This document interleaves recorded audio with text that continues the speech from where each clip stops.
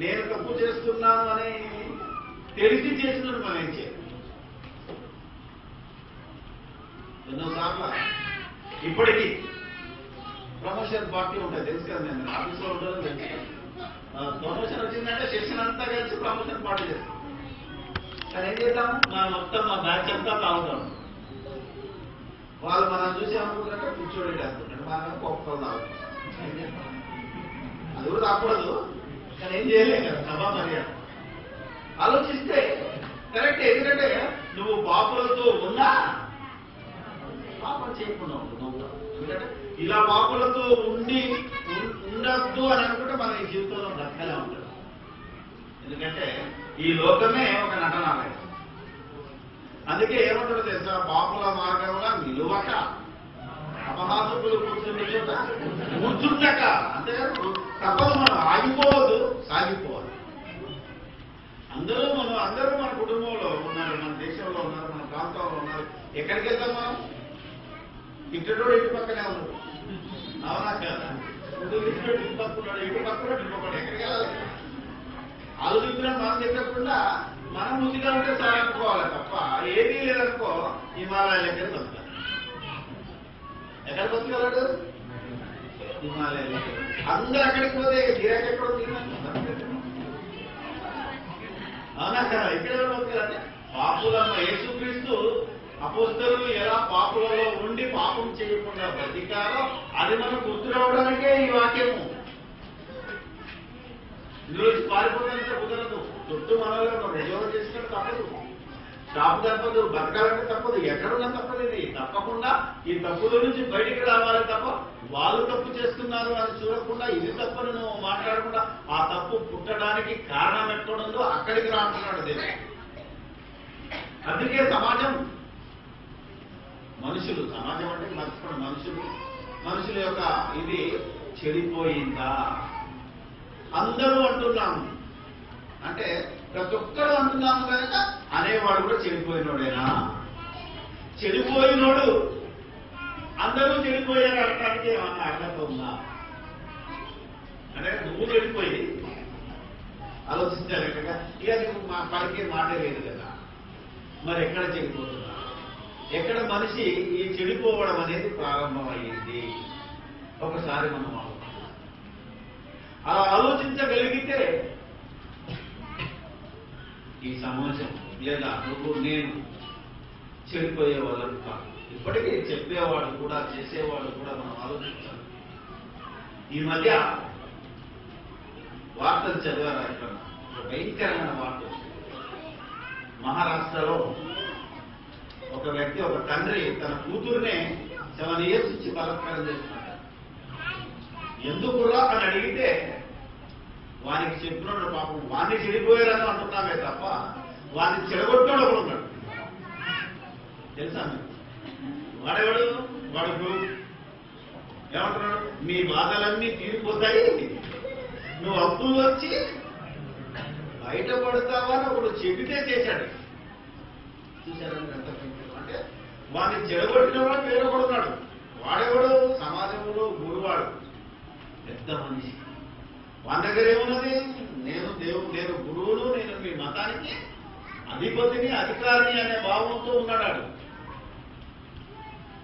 ఎంత భయంకరమైందో చూస్తే జాలేస్తుంది మనకి. ఎందుకంటే చేసినోడితో పాటు నేను ప్రేరేపించినోడికి శిక్ష కఠినంగా పడాలి, కానీ చేసినందుకు కూడా శిక్ష. ఎందుకంటే వాడేదో చెప్తే నువ్వు ఎలా చేస్తావు అనేది దట్ ఇస్ డిఫరెంట్ థింగ్. కానీ ఒక మనిషి ఈరోజు దేవుడి పేరు మీదనో మంచి పేరు మీదనో ఏదో ఒకటి మేలు జరుగుతుందనే పేరు మీదనో ఈరోజు మీరు చూస్తే వాళ్ళ దగ్గర లంకె బిడ్డలు ఉన్నాయి, మరి ఎట్లా తీయాలా? పసిపిల్లను బలిస్తే లేదా కన్యకను బలిస్తే, అవునా కదా? ఎన్నో మూఢనమ్మకాలు ఉన్నాయి. వాళ్ళు ఎవరొస్తుని బలిస్తే నీకు ఆస్తి తక్కువదని ఈ గురువు చెప్తాడు. ఇక వీడు వేళ ప్రారంభించి ఆఖరికి కన్న బిడ్డనే బలించిన. ఒకసారి మీరు చూశారు ట్విన్ సిటీస్ లో ఆ క్రషర్లలో ఒక తల్లి ఒక బిడ్డను అమ్ముకుని 25,000 రూపాయలు. వార్తలు కాదు, ఎందుకంటే జబ్బరే పిశాచి.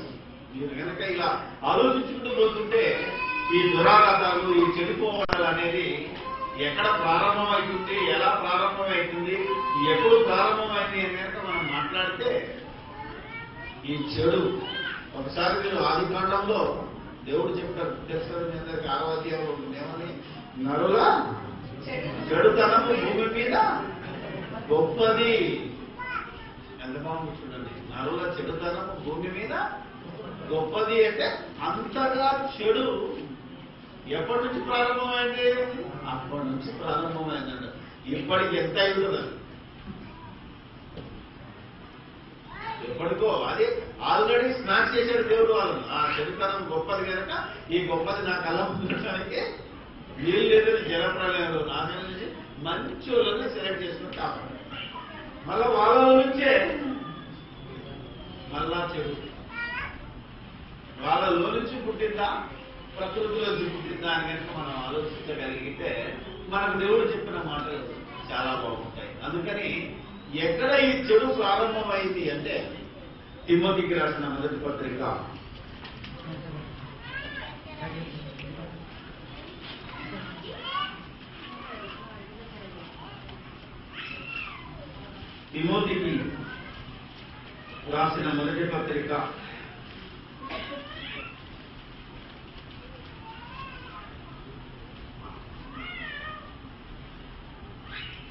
5వ అధ్యాయం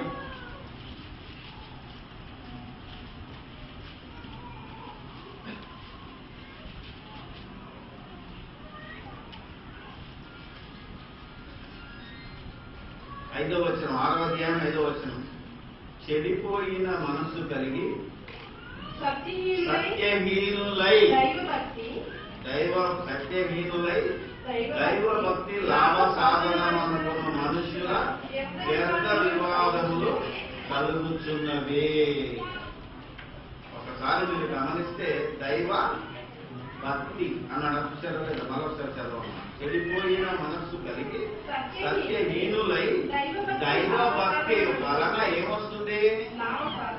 లాభ సాధనం అనుకోను. ఇక్కడ ప్రారంభమైందండి. దేవుని వలన లాభము పొందాలనే ఆలోచన ఎప్పుడైతే కలిగిందో వాళ్ళందరూ చెడిపోయిన మనస్సు కలిగిన వారు అంటున్నాడు. దైవ భక్తి అన్నాడు. ఇది చెప్పబడితే క్రైస్తవ అంటే బైబిల్లో ఉన్నది కనుక దేవుని ప్రజలందరికీ చెప్తున్నాడు కనుక క్రైస్తవుడైనా హైందవుడైనా ముస్లింలైనా ఈ రోజు నువ్వు ఏ మతానికి చెందిన వారివైనా లేదా అసలు మతాలన్నింటినీ భ్రష్టు పట్టించిన వాడివైనా ఎవరివైనా సరే ఎక్కడ ఈ యొక్క చెడు ప్రారంభమైంది అంటే మనిషి యొక్క మనస్సు. నీ యొక్క మనస్సు. ఇంతకీ మనస్సు అంటే ఏంటో తెలుసా?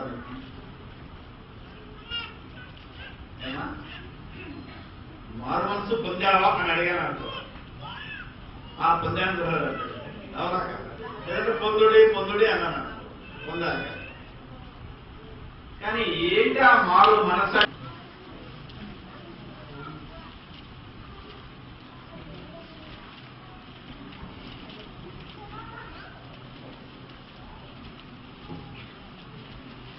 ఎనిమిదవ అధ్యాయము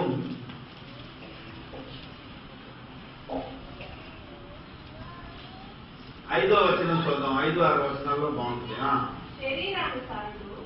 శరీర అనుసారులు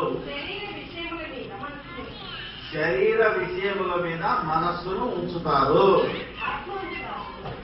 ఆత్మ అనుసారులు ఆత్మ విషయముల మీద మనస్సు ఉంచుతారు. శరీరానుసారమైన మనస్సు మరణము, ఆత్మానుసారమైన మనస్సు జీవమును సమాధానముగా ఉన్నది. ఓకే, మనస్సు అనే దేవుడు చెప్పాడు. మనిషి యొక్క ఈ దేహంలో మనిషి దీనికి ఒక రూపం ఉందా? ఆలోచించారు. కనపడకపోయినా దీనికి ఒక క్యారెక్టర్ ఉంది అంటున్నాడు. దీని యొక్క గుణము ఉంది అంటున్నాడు. ఏంట గుణము? ఏ గుణము? ఈ మనస్సు అనేది శరీరం వైపు ఎప్పుడైతే వెళ్తుందో వాళ్ళు ఎటు వెళ్ళిపోతారట? మరణానికంటే నరకానికి వెళ్తారు. ఈ మనసు ఎప్పుడైతే ఆత్మ విషయం మీద ఆలోచన కలుగుతుందో అప్పుడు వీళ్ళు ఎటు వెళ్ళిపోతారు? జీవానికి వెళ్ళిపోతారని చెప్తారు. అంటే శరీరానికి మనసుకు మధ్య వారధి